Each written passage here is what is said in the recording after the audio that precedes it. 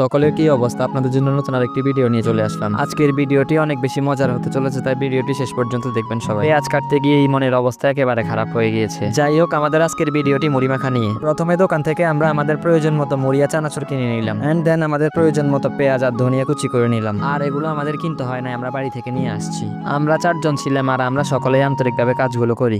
সকলে মিলে কোনো কাজ করলে যে আলাদা একটা আনন্দ পাওয়া যায়, একলা করলে ওই কাজে কোনো আনন্দ পাওয়া যায় না। যাই হোক, আমাদের কাছে কোনো চপিং বোর্ড ছিল না, যার কারণে বেসিনের ফ্লোরের উপরে রেখে গাজরগুলো আমরা কেটে নিই, কাজ সারতে পারলেই হলো। যাই হোক, মুড়ি মাখার সাথে অ্যাড করার জন্য আমরা ডালের বড়া নিয়ে নিই। আর এই মুড়ি মাখার সাথে ছোলার বুট অ্যাড করলে আরো বেশি মজা হতো, কিন্তু আমাদের আশেপাশে খুঁজেও আমরা ছোলার বুট পেলাম না।